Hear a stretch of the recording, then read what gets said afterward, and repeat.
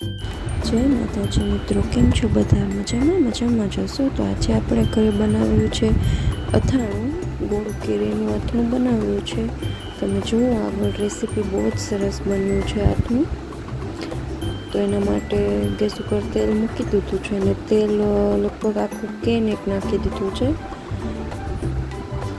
અને બધો સામાન બી રેડી રાખ્યો છે એટલે વાંધો ન આવે. તપેલામાં કોળિયા બધા ગોઠવી દીધા છે, રાઈના મેથીના, એમ લાઇનસર ગોઠવાના હોય ત્રણેય. વચ્ચે હિંગ નાખવાની હોય, વચ્ચે હિંગ રાખી છે. અને આથણામાં છે ને ગોળ ખમણીને નાખે ને તો વધારે સારું રહે, પણ ગોળ બહુ બધો 10 કિલો હતો એટલે થોડોક ખમણ્યો અને થોડોક આવી રીતે ભાંગે છે ગોળ, એટલે સરસ રીતે મિક્સ થઈ જાય, ઉકળવામાં વાર ન લાગે. હવે તેલ આવી ગયું છે અને વઘાર કરી નાખે છે.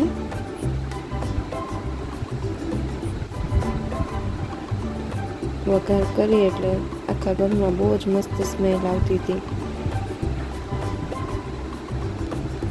હવે પછી એમાં મરચું ને એવું બધું મિક્સ કરી દેવાનું છે.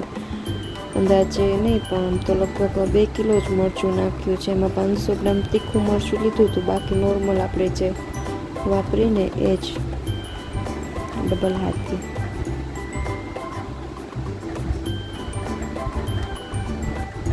બહુ તીખું ન મજા આવે, ખાટું મીઠું હોય, ગળ્યું થોડુંક ગળપણ વધારે હોય તો અથાણું ખાવાની વધારે મજા આવે.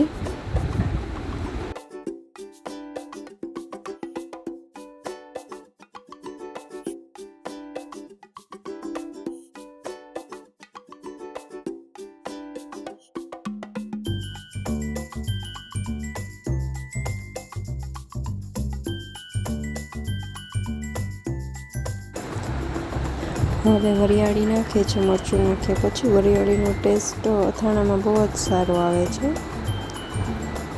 વરિયાળીનું એક પેકેટ નાખી દીધું હતું, બહુ જ મસ્ત સ્મેલ આવતી હતી આખા ઘરમાં. પછી આવી રીતે સરસ મિક્સ કરી લેવાનું, બધું સરસ મિક્સ થઈ જશે મસાલો.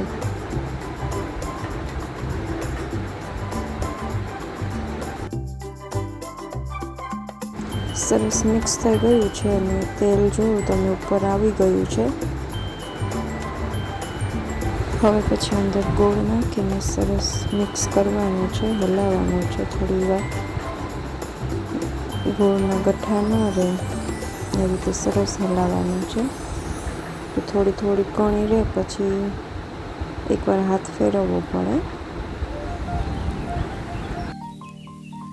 આપણે એકસાથે બધો ગોળ નથી નાખી દેવાનો, થોડો નાખીએ એટલે સરસ મિક્સ થાય. અને આ જે ભાંગેલો ગોળ હતો ને એમાં અમુક ગાંગડા જેવા હતા, એ સરખી રીતે વ્યવસ્થિત હાથેથી મસળીને પછી નાખે છે, એટલે અથાણું સરસ મિક્સ થાય ને ગોળ સરસ ઓગળી જાય. આવી રીતે કણી હોય એને પણ ચાકેથી કે હાથેથી સરસ મસળી નાખવાનું. સરસ મિક્સ થઈ જાય જો પછી હવે હાથ ફેરવે છે, હાથેથી એકવાર સરસ મિક્સ થશે. અત્યારે એવું આપણને લાગે કે અંદર જાણે તેલ જ નથી, પણ આ જ્યારે 2 દિવસ પડ્યું રહે ને અથાણું એટલે સરસ તેલ ઉપર આવી જાય. ગોળ નાખ્યા પછી આવું થઈ જાય ઘડીક વાર, પણ જેમ પડ્યું રહેશે ને એમ ઉપર તેલ સરસ આવી જશે 1 દિવસમાં જ. કેરીની કટકી કરેલી છે, છાલ ઉતારીને એ 2 કલાક અગાઉ સૂકવી દીધી હતી પલાળેલી. સૂકવેલા કટકા રેડી છે. બસ હવે એને 2 કલાક પછી નાખવાના હોય છે. પછી હવે એને મસાલામાં મિક્સ કરવાના. એક સાવ છૂટી સૂકવવાની હોય. છાલ કાઢી નાખી છે અને ગોટલી પણ કાઢી નાખી છે. અને હવે એમાં મસાલો બધો મિક્સ કરી નાખવાનો છે. કેરી નાખ્યા પછી બહુ જ સરસ તેલ ઉપર આવે છે. એક રાત જાય ને પછી બહુ જ સરસ તેલ ઉપર આવે.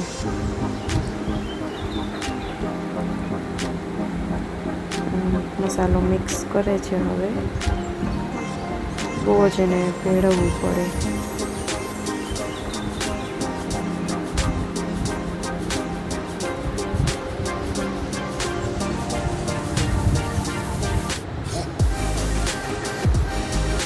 ચમચો તો આમાં કામી નહોતો કરતો, હાથેથી જ મિક્સ કરવું પડે એમ હતું.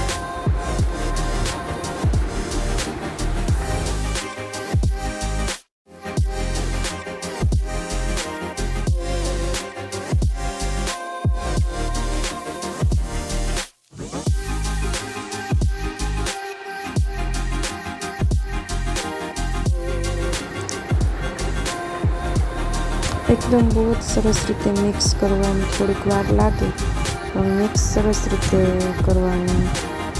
કેળીની કટકી કઈ આવી રીતે પીળીને બતાવું છું, બધી જ આમ સરસ મસાલા સાથે ભળી જાય એવી રીતે મિક્સ કરવાનું. બહુ જ સરસ મિક્સ થઈ ગયું છે ને આખા ઘરમાં મસ્ત સ્મેલ આવે છે. હવે આને ઢાંકીને એક રાત જવા દેવાનું છે. પછી તમે જુઓ બીજે દિવસે સવારે અથાણું એકદમ મસ્ત રેડી થઈ ગયું છે. કેરીની સાવ ગળી ગઈ છે અને આપણું રેડી થઈ ગયું છે અથાણું. એક રાત જાય એટલે પછી આવી રીતે સરસ અથાણું રેડી થઈ જાય છે. અને તમે આને હજી એક રાત પડ્યું રહે એટલે બીજે દિવસે તમે ખાવામાં પણ લઈ શકો છો. અને નવા હોય ચેનલમાં તો ચેનલ સબસ્ક્રાઈબ કરવાનું ભૂલતા નહીં.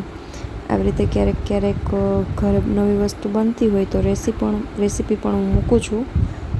બાકી અમારા ડેઈલીના વ્લોગ અને લક્ષરાજના વિડીયો આવે છે, જોતા રહેજો. Thank you.